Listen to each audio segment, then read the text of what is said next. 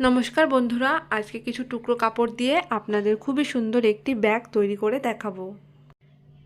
এখানে main fabric, form আর একটি সুতির কাপড়কে একসাথে এরকম লম্বা লম্বা সেলাই করে আমি জুড়ে নিয়েছি। এখানে এই কাপড়টির লম্বা আমি নিয়েছি 19.5 ইঞ্চ আর চওড়া নিয়েছি 8.5 ইঞ্চ। এবারে এদিক থেকে আমি নিচের দিকে 2 ইঞ্চে একটা দাগ দিয়ে নেব আর দাগটাকে সোজা টেনে নেব।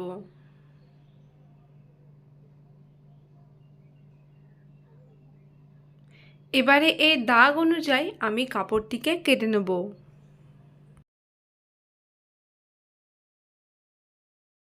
এর মাপে আমি এখানে একটা চেন নিয়েছি। চেনটাকে প্রথমে এর ওপরে উল্টোভাবে রেখে সোজা সেলাই করে নেব।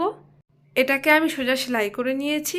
এবারে এটাকে নিচের দিকে এভাবে ভাঁজ করব। ভাঁজ করার পর এর ওপরে চাপ সেলাই দিয়ে নেব। এখানে আমার চাপ সেলাই দেওয়া হয়ে গেছে। এবারে এই পার্টটাকে এভাবে রেখে সোজা সেলাই করব। তারপরে এর ওপরেও আমি চাপ সেলাই দিয়ে নেব। এখানে আমার চাপ সেলাই দেওয়া হয়ে গেছে। এবারে এই কাপড়টিকে আমি এভাবে দুভাঁজ করে নেব আর এর মাপে আমি আর একটি কাপড় নিয়ে নেব। এবারে এই কাপড়টিকে এভাবে রাখবো আর শুধুমাত্র নিচের দিকে এভাবে ভাঁজ করব, আর কোনো দিকে ভাঁজ করব না, আর চারদিকে সেলাই করে নেব। এখানে দেখুন বন্ধুরা, চারদিকে আমার সেলাই হয়ে গেছে, একটা পকেট আমার রেডি।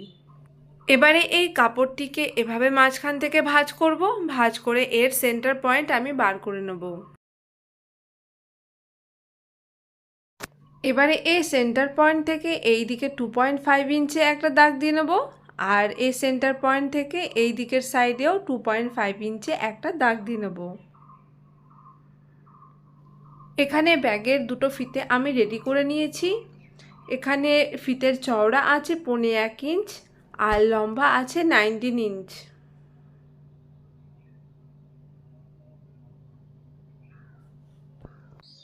এবারে এই দাগ অনুযায়ী আমি ফিতেটাকে এভাবে রাখবো, রেখে সেলাই করে নেব। সেমভাবে এই দিকের সাইডেও সেন্টার পয়েন্ট থেকে 2.5 ইঞ্চে একটা দাগ দিয়ে নেব আর এই দিকের সাইডেও 2.5 ইঞ্চে একটা দাগ দিয়ে নেব। আর এই দাগ অনুযায়ী আমি ফিতেটাকে এভাবে রাখবো, রেখে সেলাই করে নেব। এখানে ব্যাগের ফিতে লাগানো আমার হয়ে গেছে। এবারে এখানে আমি আরও দুটো কাপড়কে ফর্ম সুতির কাপড় দিয়ে একসাথে জুড়ে নিয়েছি লম্বা লম্বা সেলাই করে। এর মাপ আমি নিয়েছি লম্বার দিকে 19 ইঞ্চ আর চওড়ার দিকে নিয়েছি আমি 3.5 ইঞ্চ। এবারে এই কাপড়টিকে আমি এর ওপরে এভাবে উল্টোভাবে রেখে সোজা সেলাই করে নেব আর এই দিকের এই কাপড়টিকেও রেখে সোজা সেলাই করে নেব। এখানে আমার সোজা সেলাই করা হয়ে গেছে। এবার এটাকে এভাবে ভাঁজ করব আর এর ওপরে আমি চাপ সেলাই দিয়ে নেব। এখানে আমার চাপ সেলাই দেওয়া হয়ে গেছে। এবার এর চওড়ার মাপে আমি একটা চেন নিয়েছি। চেনটাকে এভাবে খুলে নেব। নেওয়ার পর এটাকে উল্টোভাবে রেখে সোজা সেলাই করব আর এই দিকের সাইডে উল্টোভাবে রেখে সোজা সেলাই করে নেব। এখানে আমার সোজা সেলাই করা হয়ে গেছে। এবার এটাকে এরকমভাবে নিচের দিকে ভাঁজ করব। ফিতেটাকে এরকমভাবে সোজা দিকে রেখে এর ওপরে আমি চাপ সেলাই দিয়ে নেব। সেমভাবে এই দিকের সাইডেও আমি এর উপরে চাপ সেলাই দিয়ে নেব। এখানে আমার চাপ সেলাই দেওয়া হয়ে গেছে। এবার এতে আমি রানার লাগিয়ে নেব।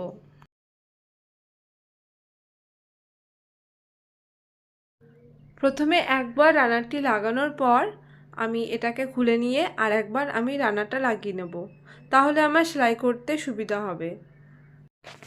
এখানে রানার লাগানো আমার হয়ে গেছে। এবার এটাকে আমি উল্টে নেব।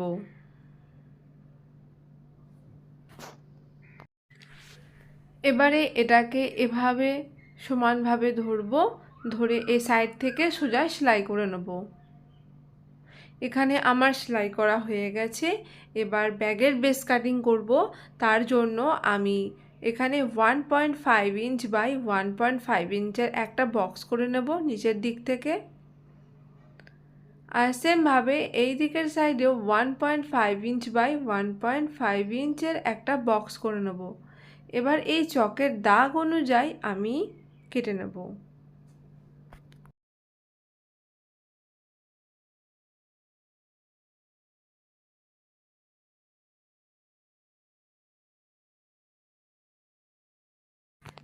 এবারে এর দুটো কোণকে এভাবে ধরবো, ধরে সেলাই করে নেব। সেমভাবে এই দিকের সাইডেরও দুটো কোণকে এভাবে ধরে সোজা সেলাই করে নেব। এখানে আমার দুটো কোণকে ধরে এরকমভাবে সেলাই করা হয়ে গেছে। এবার এটাকে আমি উল্টে নেব। দেখতেই পাচ্ছেন বন্ধুরা, টুকরো কাপড় দিয়ে কত সুন্দর আমি একটি ব্যাগ তৈরি করেছি। আজকের ভিডিওটি যদি আপনাদের ভালো লেগে থাকে তবে অবশ্যই লাইক, কমেন্ট, শেয়ার করবেন। আর আমার চ্যানেলটি যদি সাবস্ক্রাইব না করে থাকেন তাহলে অবশ্যই আমার চ্যানেলটিকে সাবস্ক্রাইব করবেন।